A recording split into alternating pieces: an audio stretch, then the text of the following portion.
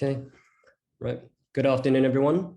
Welcome to the Buying Property While Overseas webinar, where we're going to share with you some market insights, tips and tactics on property finance, the property market, and Australian tax.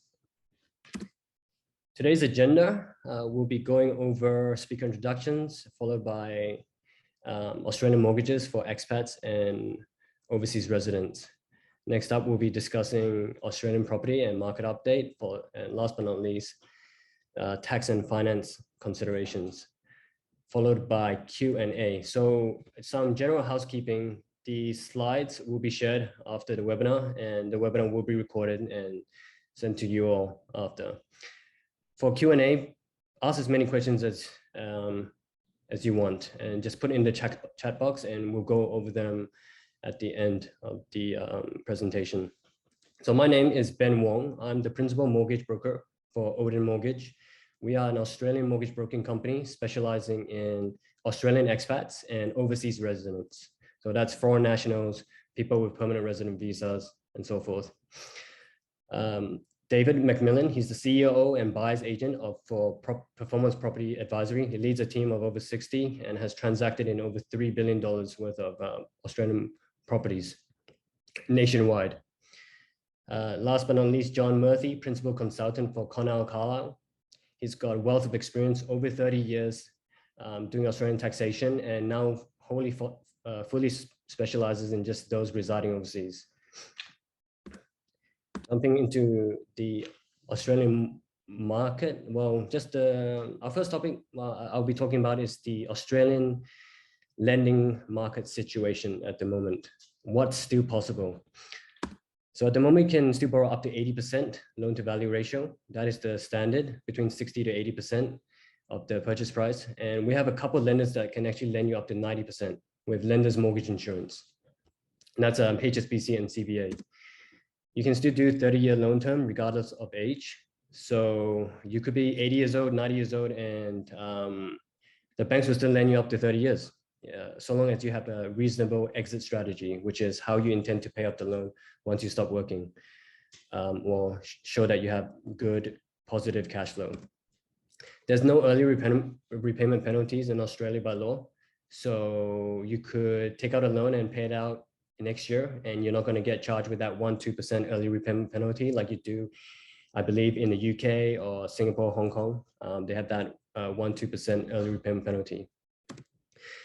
In regards to what's been happening in the last 12 months, I think you're probably well aware, which is they're increasing interest rates set by the Reserve Bank of Australia, the central bank. So they've been increasing by over 1.5% now in the last few months. And I'll cover more of this in one of my last slides. So when the Reserve Bank of Australia increases cash rate, that obviously gets passed on to the lenders, and the banks and lenders, they also increase their rates accordingly.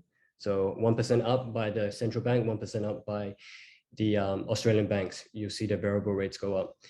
So obviously when rates go up, your mortgage repayments will go up as well. But from a lending perspective, the bank's stress test will also increase. So they assess all of your loans using their assessment rate, and that has also gone up. So you obviously will not be able to borrow as much.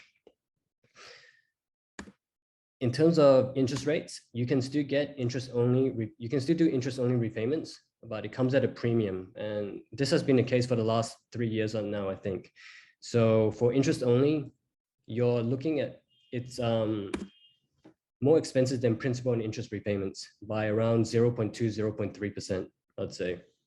So our clients still tend to do principal and interest repayments just because it's cheaper overall. And I'll show you a chart on the right-hand side after. So investment fixed rates at the moment, you can get between 4.69 to 6.14%.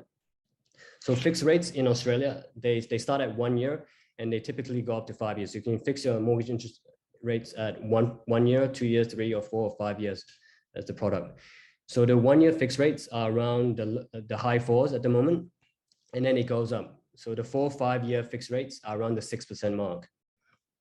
And actually you can use these fixed rates as a proxy for how high interest rates are going to go over the next few years. So you can think maybe in like 3-4 years, maybe the rates will be closer to the 6% mark, for example. And over the next year, rates will probably still go up around the high 4s. In regards to the variable rates, at the moment, you can get rates from around 3.89 for investment. So this chart here on the right-hand side shows the interest rates for people who already have a mortgage in Australia. The left-hand side is the owner-occupier, people who are living inside their properties, and the right-hand side is the investors, investment rates. So as you can see, investment rates are higher than owner-occupier rate because there is a premium if you're an investor on those rates. Again, probably around a 0.3% premium. The purple line is the principal and interest repayments, and the orange line is interest-only repayments. Owner-occupiers on interest only are penalized. So you can see that's actually the highest interest rate out of those 4 lines. And that's because the regulators in Australia want you as an owner-occupier to pay off your loan sooner rather than later. But for investors, they understand it's for investment purposes, and that 100% of the mortgage interest is tax deductible, and therefore okay to give you interest only. And I'm sure John will talk a little bit about that later. So you see a disjointed line there because this chart is not up to date, but I've added in the lines to show you the 2 most recent increases. So at the moment, investors are paying around 4.5% on average at the moment on their mortgage interest rates. So if you're someone who already has a mortgage and you're paying over 4.5, around 5%, definitely come speak to us because we'll be able to refinance you to the low 4s or high 3%. Okay. So in terms of what the banks are looking at when they're thinking about lending you money, there are actually many variables that the banks look at when thinking about lending you money, but ultimately it comes down to 2 main factors. The first one is how much deposit you have, which is how much cash you have towards the purchase. And the second one is your income and expenses, essentially your disposable net income. So how much income do you have after all your expenses are gone? These are the 2 main factors that they look at when thinking about lending you money. And so in regards to deposit, this can be bank savings, shares, any other liquid assets like cash, gift, or equity from existing property. And I'll talk about this one in the next slide. So a quick example here, if you're buying a $1 million property and you're borrowing 80%, it's $800,000, you got to still add on 5% for stamp duty and other legal fees. So around 50,000. So to settle on this property, you still need to come up with $250,000 of your own cash. So the bank just wants to see that you have $250,000 as deposit. Okay. In terms of cash out, what I was talking about previously, this is to do for those of you who already have properties in Australia and has some equity available. So in this example here, let's say you bought a property in 2016 that was worth 600,000 when you bought it, and you took out a mortgage of 80% against it, which is 480,000.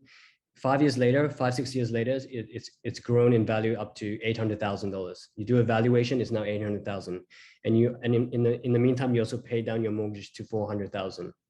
So the loan to value ratio at that point is 50%. So you can actually top your loan back up and access that equity. So here you top up your loan, you can top it up an extra 240,000 back to 640,000 loan size. So 640,000 divided by 800,000 is 80%. So you can go all the way back up to 80%. Back to that example there of buying a $1 million property, you can see that you can actually use $240,000 equity as a loan from your existing property. In that case, you only have to come up with $10,000 of your own cash. So this is great for property investors who want to keep expanding, but don't have too much cash. And in this example, you only come up with $10,000. So obviously there are pros and cons of doing this. And the pros are you can unlock capital gains from your existing property. So just because your property is growing in value, it doesn't mean you can just leave it there. You don't have to just leave it there. You can actually make use of it. by increasing the topping up the loan again, and helps minimize the cash contributions for your next property. In which case, the past example, you only need to come up with $10,000 for your next purchase.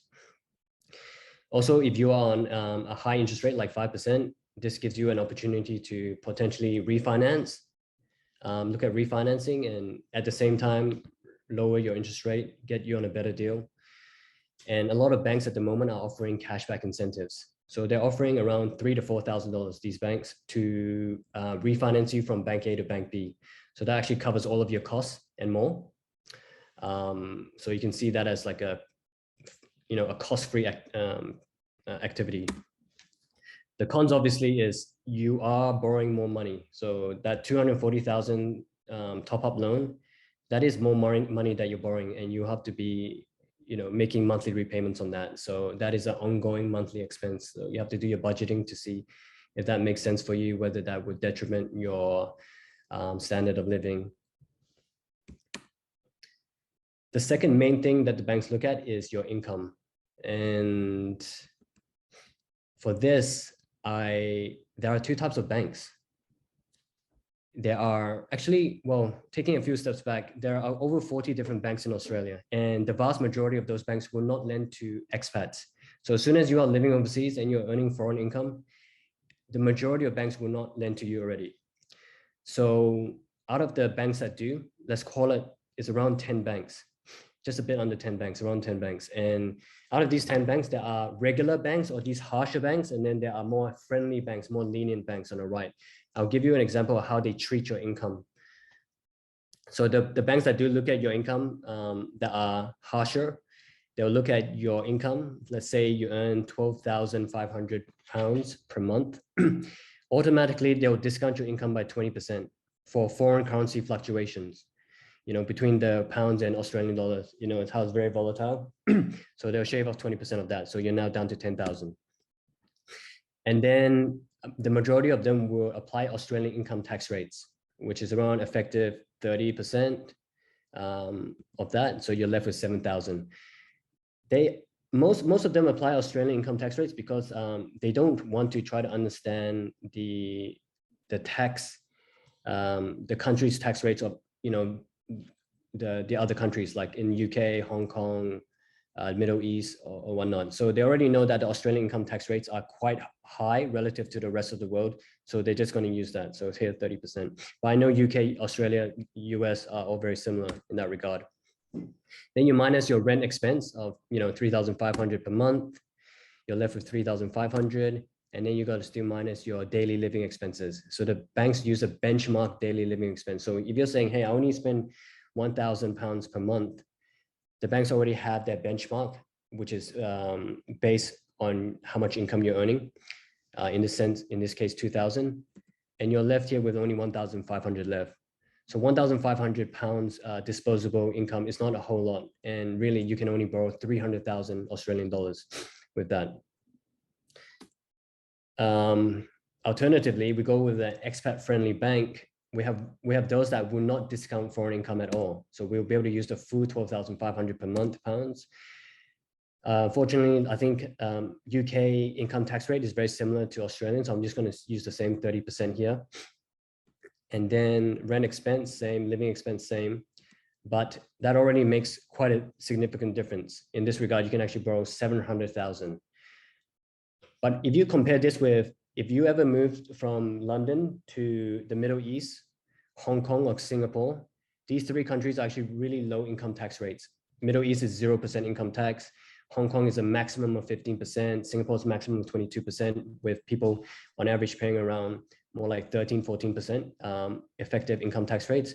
You'll know that the borrowing power is actually so much higher. So based on different expat policies across banks, it can actually mean a difference of 2 to 4 times in borrowings, just by understanding which banks are lenient versus which banks are harsh versus which banks won't even lend to you at all. So this is where we come in and advise you guys, as we know the Australian expat policies inside out, save you a whole lot of time, understanding exactly how much you can borrow, tell you which banks will lend you what, and help you structure your loans for whatever you're looking at doing, and for the proper tax structure as well. So this slide I wanted to talk about because of the interest rates increasing over the last 4 months now. And it shows you the Australian cash rate target. So this is the cash rate set by the Reserve Bank of Australia. As you can see, it peaked. Well, it was actually quite high in the 2000s, and it has been on a downward, progressively downward since 2006, I would say. And for a while, we were at the lowest cash rate of 0.1% for over a year. And in the last 4 months, we went up 0.25%, 0.5, 0.5, 0.5. So a total of 1.75 up. Now the current cash rate sits at 1.85%. The Reserve Bank of Australia, their main goal is obviously just to control inflation rate, which in the June quarter was 6.1%. And they're estimating that the inflation rate in Australia will hover around between 7 to 8% for the rest of this year. And the whole goal is to try to move the inflation rate down between 2 to 3%. And they will keep increasing interest rates until they are able to control that. So based on their statements that they've been releasing, it looks like the cash rate is going to go up at least another 1% before the end of this year. So expect the mortgage interest rates to also follow to probably around 5%.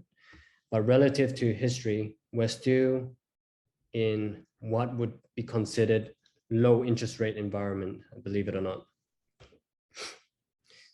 So wrapping up my key tips and takeaways, use an expat mortgage broker where you can if you're based overseas.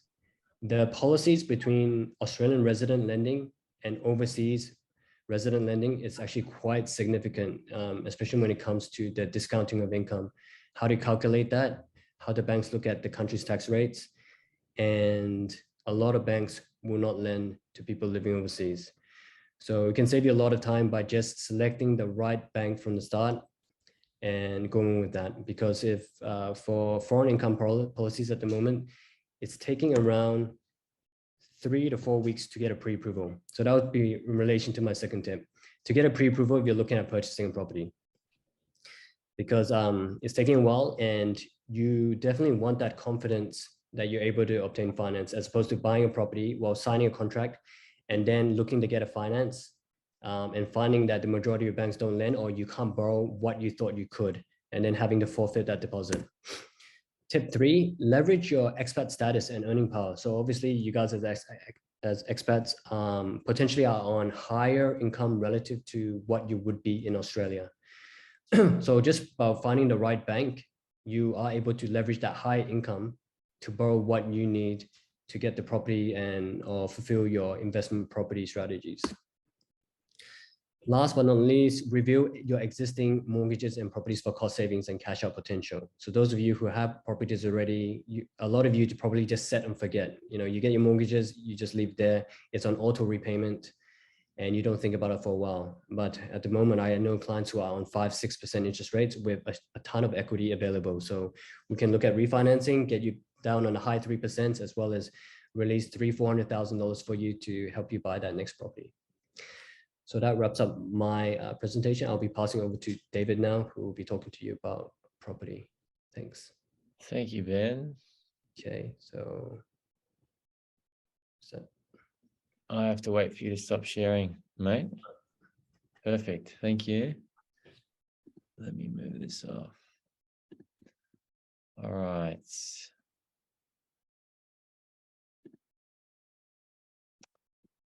want to make sure I got the right presentation. Perfect. Okay. Can you hear me, Ben? And can you see the slide deck? Yeah. Okay. That's a yes. Okay, cool. All right, guys. Thanks for that presentation, Ben. For those of you who have never seen us, which is possibly most of you, we help expats, specialist doctors and business owners build property portfolios. We've got a number of companies, but our core business is helping investors build property portfolios between 2 and 50 million. We also have home buying, prestige home buying between 2 and 20 million. And we manage our clients' properties all over the country. The information presented today will be general in its nature. If you want specific advice, property advice, that is, please come and speak to myself. I'm not going to go over the agenda. I'm just going to get straight into it. So the biggest theme, obviously, aside from interest rates, which Ben was talking about running through the markets at the moment, is that there isn't enough property to go around. And these are the capital city vacancy rates. Anything below 2 and you'll see rents rising. Anything below 1, you'll see rents rising aggressively. And as you can see in all the 5 major capital cities, the vacancy rates are all below 2. And in some cities, they are below 1. This isn't just a capital city problem. It is a national problem. And the vacancy rates are actually worse in the regional towns. And we're seeing rapidly rising rents pretty much everywhere, excluding Melbourne and Sydney. And when I say rapidly rising rents, there are queues for rental properties. There are competing and bidding for rental properties. Something might be listed in Perth for 600 and it'll rent out for 680. So we haven't really seen these conditions since the early 2000s. And this is a real positive for property investors and something that you need to be thinking about when putting forward a strategy. This undersupply issue isn't going to be resolved quickly. These are the dwelling approval numbers over the past sort of 7 years. As you can see, we're building less than what we were, and we're in an undersupply. So that's a big issue. Compounding this issue is that this undersupply has came about on very weak population figures. So we usually get 200,000 overseas migrants. The green bar there is our overseas migrant intake over the last sort of 30 years. And as you can see, the last 15 years, we've been getting roughly 200,000 overseas migrants. The last 2 years, of course, because of COVID, we haven't got those numbers come through. And somehow our markets, I mean, we know how, but most people will be surprised that our markets are undersupplied, heavily undersupplied on very weak population growth numbers. So when we get our overseas migrants back, when we get 200,000 or 300,000, whatever the numbers are that are being floated around at the moment, this undersupply is going to dominate the media. Rents are going to be rising double digits. And prices, where they can rise, will rise. And I think that's probably the message that I want to leave you with. If there is capacity for price growth, prices will grow. However, there are some markets around the country that can't grow. So what you're seeing here now is the Sydney market. This is probably the most important statistic that we generate. And by the way, I didn't mention at the start, but our business spends $500,000 a year researching the market. And that enables us to understand the market. That enables us to understand where we should be selling, where we should be buying, where we should be developing. And that's what we use the information for, and we empower our clients with the information. This graph here is very important because it measures the affordability of every capital city and regional town around Australia. And what you're seeing now is the Sydney Affordability Index. And what this is a measure of the percentage of the average wage that goes to the average mortgage all the way back to 1980. And the green line there is the year-on-year price change. And what is clear as day about Sydney is that Sydney never gets past an affordability index of 60. And if it does, you'll see in the corresponding year, we have price falls. We saw it in 89, 90, we saw it in 08, we saw it in 2011, we saw it in 2018, and we are now seeing it in 2022. Right. So what happens is when the affordability index hits 60 in Sydney, people don't qualify for more debt to push the market higher. The market doesn't go higher. Buyers drop off. Demand drops off. Listings exceed the demand for those listings, and prices flatline and in some cases come off. So that's what we're likely to see in Sydney at the moment. When we have a look at another measure of affordability or unaffordability, this is the average price to the average income. Sydney is now 15 times the average income. House prices in Sydney are 15 times the average income. It's never been that high. When we look worldwide, when you look at markets that don't allow foreign capital into their real estate markets, they never get past 14 times. So Sydney is basically as unaffordable as it gets on any metric that we look at. We think that the Sydney market will probably flatline or similar for the next 5 to 7 years. That's the historical correction that it goes through. The temporary softness that's in the market could be an opportunity or be seen as an opportunity for some, depending on what your price point is and what you're looking to buy. It's a better time to buy in Sydney now than it was 2 years ago, for example. But it's not a place where we're taking clients for investment. When we look at Melbourne, the affordability index in Melbourne is at 45. So 45% of the average wage goes to the average new mortgage. That is relatively unaffordable. What we would say about Melbourne is it's approaching the top of the cycle.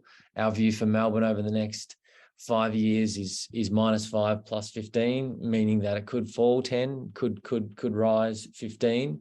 And the most, aside from the undersupply issue, the other dominant factor that really will determine where these markets end up is obviously interest rates, and that was what Ben was talking about earlier. Interest rates dramatically affect affordability.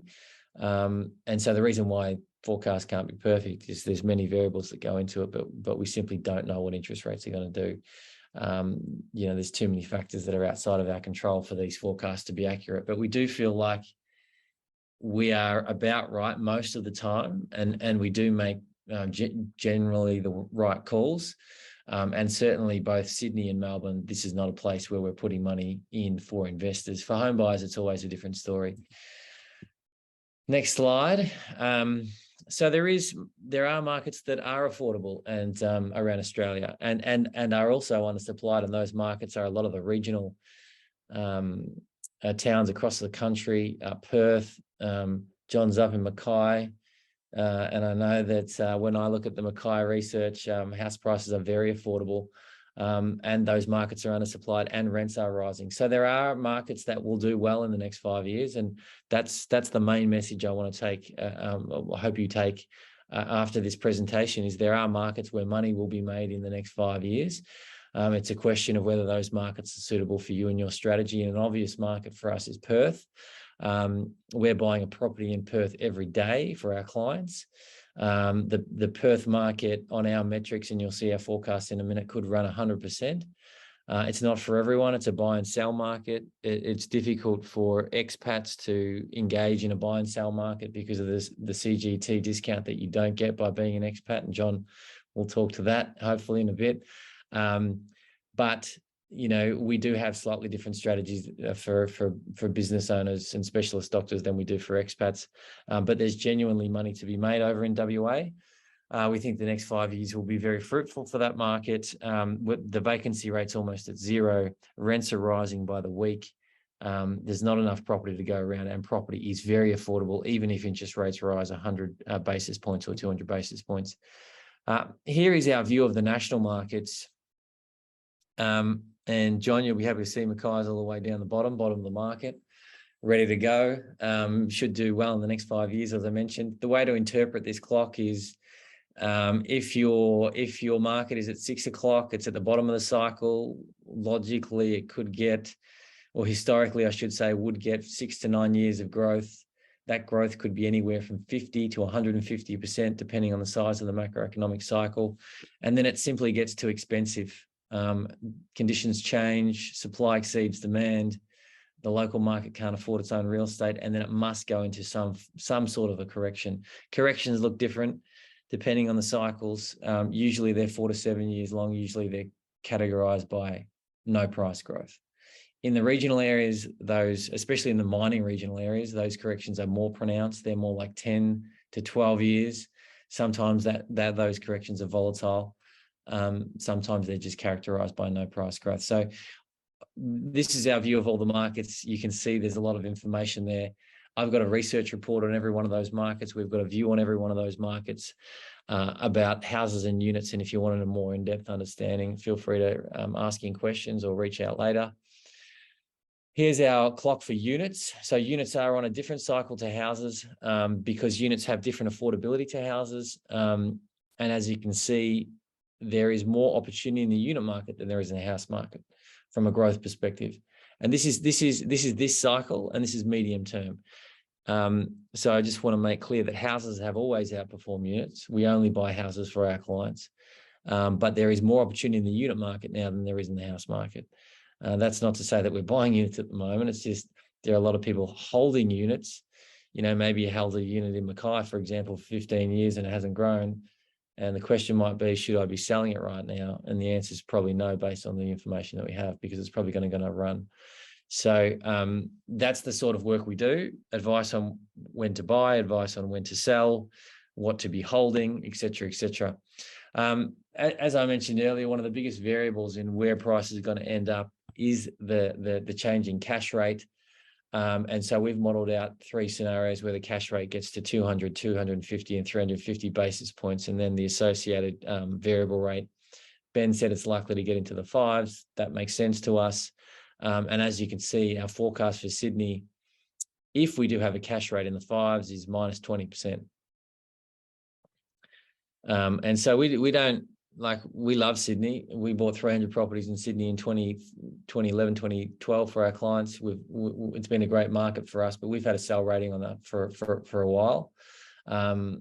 It is possible that prices fall 20% in Sydney. That is a reality, especially if the interest rate gets up to 350 basis points. But you can see there are other markets with different forecasts. And it's just to what extent you want to be exposed to those markets in the coming years. Just to touch on inflation and the cash rate, I know Ben talked about this, but the interesting observation that we have had analysing the cash rate versus inflation is that in order for the RBA historically to get inflation under control, they used to have the cash rate above inflation. And so if they did that now, if the cash rate was above inflation now, we'd have a cash rate of about 6%, which would blow up certain real estate markets around the country. So, you know, a lot of people say the cash rate is going to be as high as the inflation rate. We don't think that that's true, simply because people are in way more debt than they were back in the day.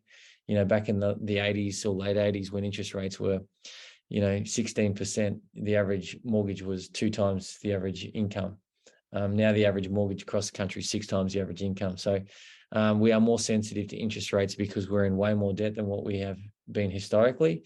And we think that it would be unlikely that the rate of borrowing at a variable rate level would exceed 6%, because it would kill certain real estate markets and that would stop inflation real quick.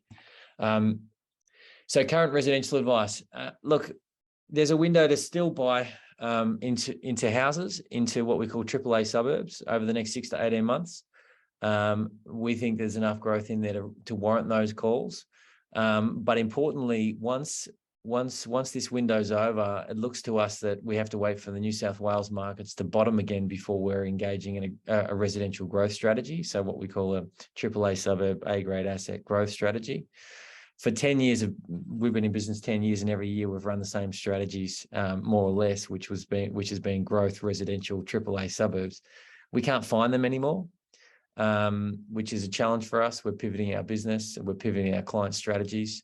But if you did want to invest with us, the markets that we would likely recommend: Adelaide, Perth, Toowoomba, Ipswich, Rockingham, Mandurah, and also Darwin at the moment. I was there last week. Conditions up there look really, really favourable in terms of medium-term price growth. In terms of what we're advising clients moving forward, we're moving our clients away from a pure growth focus. So that's got a little bit to do with the age profile of our client base, but also to do with the market. We have a strong preference for our portfolios to be cash flow positive between 2024 and 2027. We see this as a really bumpy period for the property market. We'd like our clients to not be sitting on too much debt relative to their incomes and relative to their property income. So what we're going to be doing is advising some of our clients to be taking profits. Over the last 10 years, by the way, a lot of our clients have made a lot of money because we've made some good calls. So it's now time to perhaps take some of those profits, pay down some of that debt, and possibly also invest in high yielding commercial property and just move into more of a protection mode in the next 3 years than an aggressive growth mode. And where we find high yielding properties in commercial property, commercial syndicated property, we've got an opportunities fund, and we're doing some things in the NDIS which I can explain in detail. I'm nearly at the end. Just a quick update on the commercial market. Commercial market's been very, very, very tough, as in strong, over the last 2 years post-COVID. Everyone went in search for yield. That drove yields down. That drove capital values of commercial up. And as we're seeing the cap rate rise, or the interest rate rise, we're actually seeing things go the other way just a little bit. So we're trying to search for commercial property with net yields above 6 in a defensive setting. That's what we do. We think that a lot of people in the past 2 years overpaid for commercial, trying to search for yield and get out of cash, and may come back to bite them because their capital value looks like it's going to come off a bit. We do buy a lot of long-term development sites for our clients. We also buy passive blue chip income producing assets. We bought a Centrelink in Adelaide the other day for 10 mil. We do partnerships with a whole range of various property groups to find better deals than are in the marketplace, and we buy principal place of businesses for clients as well. I'm not going to go into examples because John might be in bed by the time we're done, so I'm going to just wrap up. Rising interest rates will produce headwinds for all markets. Okay, so it's not good for all markets. And that's just something that you need to deal with if you want to invest in property. That doesn't mean you shouldn't invest in property, because we genuinely think that there will be markets that will do well. And one thing that I've realized as I've moved on is you never get time back to be invested in markets. So if you think that markets look good enough, take advantage of them, even if there is a rising interest rate forecast, which there is. The residential market is heavily undersupplied. It's the most undersupplied we've seen it since the early 2000s. And that undersupply is likely to get worse, and that will result in aggressively rising rents. And that is an opportunity for investors. There's good opportunity in certain markets at the moment, as I mentioned. We're going to focus on making the most of those opportunities, and then by hiding yielding assets in 2024. And most of our clients should continue to hold their existing growth assets. So I'll now hand over to John, and then if there are questions, we can take them at the end. Thanks, David.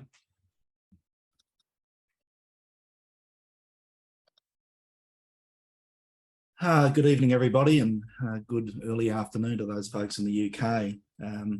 As Ben mentioned earlier, I'm the principal consultant at Connole, Carlisle. I've been with the firm for 30 years, 15 of those as its managing partner. I stepped back from partnership last year, and now I'm tethered to the practice on a full-time basis as their principal consultant. And all I do is expat tax matters, and quite happily so. So a few things to have a chat about: tax strategies for expat property purchases, whether or not to hold a property in a company name, just a quick refresher on the tax treatment between residents and non-residents, run through a few mistakes I often see when I review expat tax returns, and just to talk about the services of our firm. All right, so tax strategies for expat property purchases. The key thing for me is making sure that we get the right entity. There's nothing worse than having a client come and see you after they've purchased a property, for you to turn around and tell them that, gee, it would have been better if you'd put the property in a different name. So one of the key issues is, of course, whether or not you're going to hold the property as your main residence at some stage. Obviously, that has to be in individual names, and I'll touch on that again a little bit later. And your income that you're going to earn whilst you're an expat and an Australian tax resident, based on how much rental income you're going to earn, and then future capital gains. If you do get it wrong, transfers between related entities will attract stamp duty, legal, bank, and capital gains tax costs if a purchase entity mistake is made. So always take advice on that from the start. Purchases in non-individual names will never attract a partial main residence exemption. So if you're buying a property that you're going to occupy, or you think you're going to occupy at some later stage, it must be in the name of a person, an individual person, never a company, never a trust. Is the property eligible for capital works deductions? So properties where construction started or commenced from 1985 onwards are eligible. And in some cases, you can still get depreciation on your items as well. So effectively, if you buy a quite old property, it's not going to be eligible for those capital works deductions. In that case, does the vendor have a tax depreciation report? If they held it as a rental property, the great likelihood is that they have a tax depreciation report that they can provide you. Land tax. So depending on where you purchase your property, every state and territory's got their own land tax regime, and good old Queensland, where I live, just changed the rules on land tax such that the amount that you pay is based on your Australia-wide holdings, not just the Queensland holdings. Land tax tends to sneak up on some clients, especially in the southern states where the unimproved values are quite high. They might buy a second or a third property and suddenly they're within the land tax rules unexpectedly. So do give some thought to whether or not a single property purchase or a further property purchase will put you into the regime of land tax.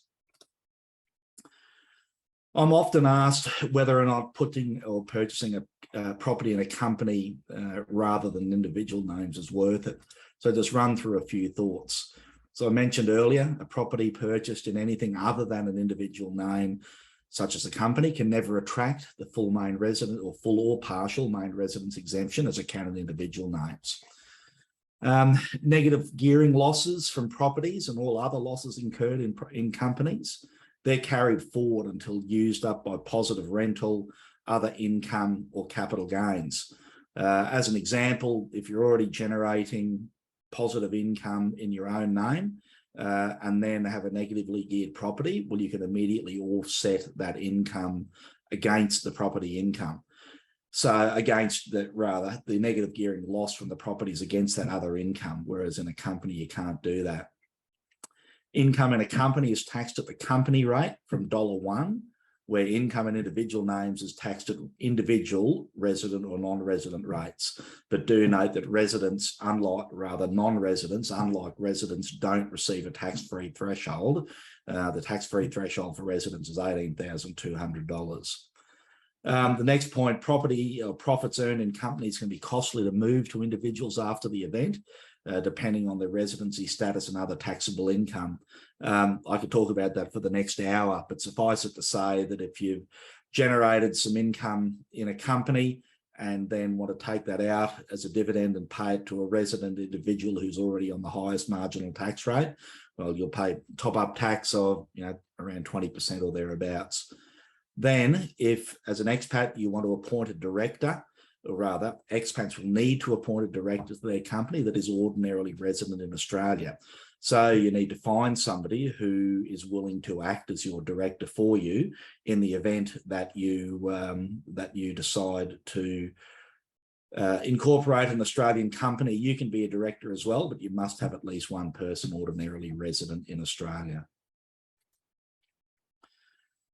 Just a quick recap on tax for non-residents as opposed to residents. There's a lot of differences, but the main ones are different tax rates and tax-free thresholds. As I spoke about earlier, residents don't, or rather residents get a tax-free threshold, whereas non-residents don't. And you can see that the rates end up going up to 45 cents in the dollar, but the big difference is non-residents pay 32.5 cents in the dollar in tax for at least the first $120,000 of their income.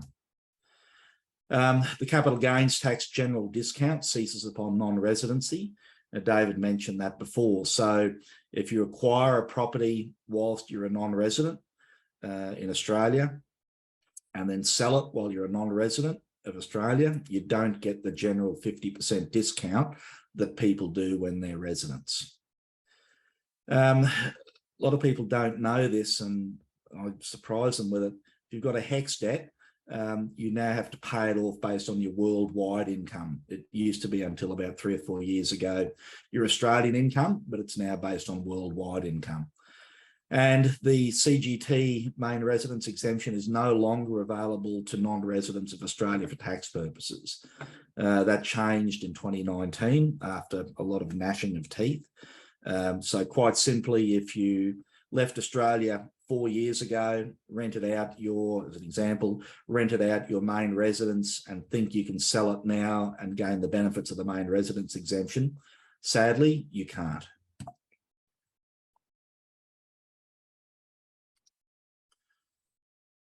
Okay, residents of Australia for tax purposes are liable to tax in Australia on their worldwide income, but non-residents of Australia for tax purposes are only liable to tax in Australia on their Australian sourced income. And simple examples: rental income, interest, unfranked dividends, capital gains from the sale of property assets or on any assets that were not deemed disposed of when you left Australia.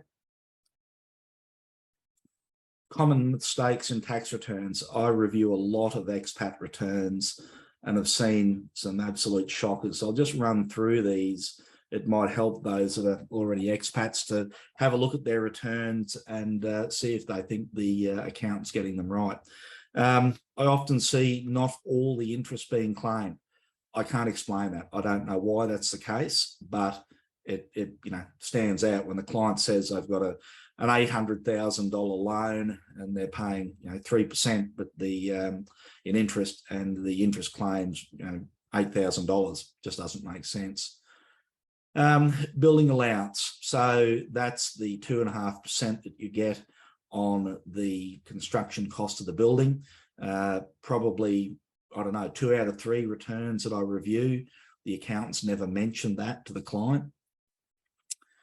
Land tax. This is a real problem. So I had a case a year or so ago where the client didn't tell the state, the Victorian State Office of State Revenue, that they weren't occupying their house anymore. They ended up paying $170,000 to the Victorian OSR when the OSR finally caught up with them. So if you're not paying land tax, do make some inquiries to make sure that you haven't got a nasty surprise awaiting you.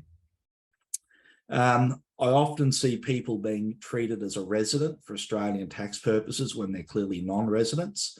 Believe it or not, you're an Australian citizen, so you can never be a non-resident for tax purposes. Obviously wrong. You're a New Zealand citizen and lived in Australia for 20 years, but you can never be an Australian tax resident. Obviously wrong. You own a house in Australia, so you can never be a non-resident. Wrong. So yeah, initial rental property repair expenses, not deductible. Sellers agents, in my 30 years in practice, I had $1 for every time a client said to me, oh, the seller's agent told me that I can put tenants into the property and put a new roof on straight away. The roof's had it. Unfortunately not. So if you buy a rental property that's in a rundown state or will need some repairs within a couple of years or so, you can't claim a deduction for those expenses when you come to need to do it. So I recently had one where a previous accountant claimed a $25,000 roof replacement and a full internal external repaint of $19,000. And that was even prior to the rental arrangement commencing. But in any case, none of it was deductible. So interest and dividends being included as taxable income.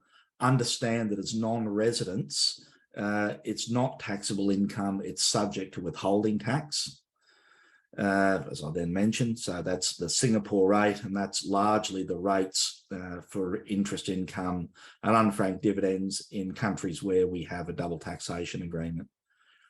Medicare levy being payable. I've seen non-resident returns where people still pay 2% Medicare levy. Non-residents are exempt. And just a reminder that Australians can continue to access Medicare benefits if they come home for up to 5 years post non-residency. Something else that's very important, not obtaining a departure valuation of your principal place of residence turned rental property. Depending on where you are and when you sell it, this valuation can be used as your cost base for future capital gains tax calculations. How can we help? So we're a full service accounting and tax firm. As mentioned earlier, I do now just concentrate wholly on expat tax matters, particularly in provision of bespoke advice in relation to CGT, residency, and preparing complex expat tax returns. And that just runs through the services that we provide. We're a full service accounting firm. And that's my card. And now we've got questions. So I'll stop sharing and hand back over to David. Thank you, John. So now's the time, guys. It's quite an intimate setting tonight. There's not heaps on the line. So if anyone wants to perhaps either type in the chat box, or I'm not sure if they can take themselves off mute, Ben, but feel free to, if you can take yourselves off mute, just ask a question away to any of us. So I can check with Nora if that is possible. Give me a moment. I might ask a question of you, John. And I've seen this a few times. I have numerous years tax returns outstanding. Will I be penalised by the ATO when I lodge? Most likely not. The best one I've had is a guy who left Australia in 1989. We ended up doing we only needed to do 3 years worth of returns for him to get him up to date with the ATO, and no penalties. I've got one case at the moment that's gone back to 2011, and I've lodged 2011 to 2018. They had small amounts payable in most of the years for rental income, not a cracker in interest, not a cracker in penalties. So the answer to that is most likely not. Okay, so you can lodge your returns 10 years later, no one cares. Is that what you're saying? Yeah, look, it's what the computer says, I guess. So if in the greatest likelihood, and look, there's no published threshold that the ATO say if you end up having $12,000 worth of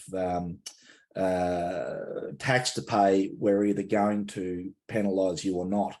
Late lodgement penalties, very, very, very, very rare to see. More likely general interest charges, and we've got almost a flawless record in getting them remitted.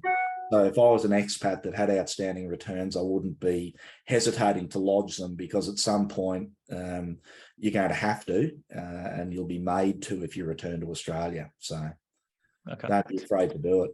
Ben, I've got one for you. Thanks for the session. This has been very interesting in terms of expat-friendly banks. Is the mortgage rate on par with the non-friendly banks? Right. So as someone who's living overseas, the interest rate that you're going to get is it's going to be the same as someone who's living in Australia. So the banks that are lending to people living overseas, they don't charge a premium for you by being overseas. So these harsh banks and lenient banks that I'm talking about, it's pretty much exactly the same, all the same rates. So when it comes to lending for people living overseas, it's mainly about credit policies as opposed to rates and fees. Rates and fees can be pretty much identical, because the banks, like I said, there's no early repayment penalty in Australia by law. So it's really easy for someone to refinance from one bank to the other. So all the banks have to stay relatively competitive in terms of their rates and fees. So yes, for you guys overseas, it's mainly all about policies. You know, what type of income you're earning, what kind of structure is your spouse, like not Australian? Are you trying to borrow in a trust or a company? Or you know, you just started a new job, or your income is all commission? Is, you know, these little things. It's more about that. But in terms of rates and fees, yes, it's all pretty much the same. Thanks, mate. Another one for you. Is it possible to refinance current Australian mortgage while living and earning overseas? Is it, sorry, could you repeat that, David? Is it possible to refinance an Australian mortgage whilst living and earning overseas? I see. Yeah, refinance, no problems. So really you can only do two main things, right? It's like you want to buy a property, that's a pre-approval. or or you want to refinance. You want to go from bank A to bank B. So refinancing, no problems. Yeah, there's no issues with that. Okay. John, one for you and a little bit of self-interest from me. How long do I have to wait to be able to claim repairs in respect of a newly purchased rental property? $6 million question. So it depends on how the repairs arise. So if you got a brand new home as an example, or you purchase a property that's in really good condition, you put tenants in, tenants trash the place, you've got no issue in returning it back to its condition when you first acquired it. For anything else, so if in the example I gave before, you buy a rental property, the roof's had it, how long would you have to wait to replace it? At least 3 years. Again, there's no perfect rule of thumb with this, but from an ATO perspective, a repair is to be deductible. It only brings whatever the relevant item is back to its condition when it was first acquired. So if you buy a rental property with a rotten pair of stairs or a rotten set of stairs, in the first 6 months you want to replace the stairs, well, you're not going to get a deduction. If you leave it a reasonable period of time, and the usual standard's about 3 years, you're going to be okay. But So, the slower you do it, the better. I just bought a property. I've actually bought a few properties in Perth, but I've just bought one where the tap in the bathroom was leaking quite substantially shortly after I bought it, or I was made aware of it shortly after I bought it. And it's quite a big job. It's going to be like $5,000 or $6,000. Because an expensive tap. Well, like it's leaking a lot, and they have to rip up the whole shower base to get to whatever they need to get to. Or maybe it's just the plumber taking the piss. I don't know. But is that tax deductible? You would want, put it this way, if it's in your first return for the property and you're putting in a substantial repair like that, for mine, you can almost count on a question from the ATO. If you could point to an incident happening after you acquired the property, no problem. A tenant flooded it or something like that, or something went wrong within the plumbing after you bought it. But if it is something that's been happening for years and years and your property inspector just overlooked it, you'd probably claim a percentage of it and leave the rest as capital. Okay. So if it was me, I'd be inquiring as to either how it arose or when it arose. And as you said, just make sure the plumber's not taking the piss. But you would lodge it. You would lodge the return as a repair, and only if the ATO came back to you would you then have to adjust it to a capital expense. Well, you could cop a penalty. So it comes down to your accountants and your own personal view on how aggressive you want to be. So I'd be, in that case, if it was damage that had been incurred over, a dozen years, I'd be suggesting that you take it as capital. If it was questionable that it might have arisen due to some, water pressure burst or that sort of thing, well, look, let's put it in and see. But what you do at the time of repair and you wanted to claim it, you'd get a report from the plumber to say, look, this has arisen due to X, and you would want X always to be something that happened after you purchased it. You wouldn't want it to be, years of neglect or dripping behind the wall. That's very interesting. I think I've got a few of them going on at the moment, mate. All right, one for me. I can't afford a house. Should I buy a unit? I think in all our time in real estate, houses have always outperformed units. Houses have always been a lower risk bet than units. And if you can't afford a house, sure, buying a unit's probably a better decision than doing nothing. But if you can get to a point where you can afford a house, I would strongly recommend that.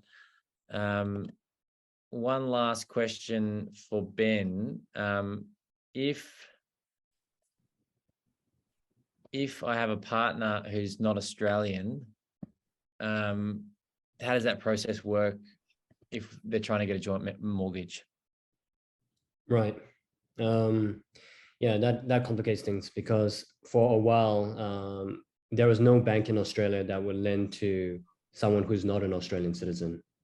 actually. So if you're a foreign national, let's say you're a British citizen, you actually can't get lending for virtually all the banks, except for the global banks like Citibank or HSBC, but at much worse terms in terms of the loan to value ratio. You can't go up to 80%, 60% generally. So, but if you are co-borrowing, so if your spouse is an Australian citizen and you are British, then that actually helps. Yeah, that association with an Australian citizen actually helps with some banks. Again, it comes down to credit policies of some banks. And you can borrow up to 80%. You then can get those same interest rates as if you were an Australian. So, but as long as there's one Australian on the application, you can borrow. But you have to be married. It can't be like, you know, a business partner or something like that. You have to be married. But I think the only thing you need to be aware of, and I don't know, David, maybe you know something about this as well, but if you're not an Australian citizen and you're buying a property in Australia, even as a co-borrower, like a co-owner, you have to pay extra stamp duty on the purchase. Yeah, there's a thing called like foreign buyers stamp duty surcharge, which is between 7 to 8% extra stamp duty on the foreigner's portion. But the way you get around that, if you're married, is just to get the spousal visa. You can get the Australian permanent resident visa if you're married to an Australian. I think the process takes around 6 months to 12 months to get that visa, and that visa would last 5 years. Okay, and you don't even have to be back in Australia. So I have a lot of clients who are still living and working overseas, and they have this spousal visa, and it lasts for 5 years. And then when it expires, you can just keep renewing it for 1 year after 1 year, like indefinitely. Obviously, you have to provide reasons like intention of you actually going back to Australia at one point. But yeah, you can continuously keep renewing this visa. And by having this visa, you don't have to pay this foreign buyer stamp duty surcharge for every state except for New South Wales. I think New South Wales still wants you to be in Australia as a PR. Yeah. They might be scrapping those surcharges because we need foreign capital to invest in new products. This is just you saying it, or this is what you know?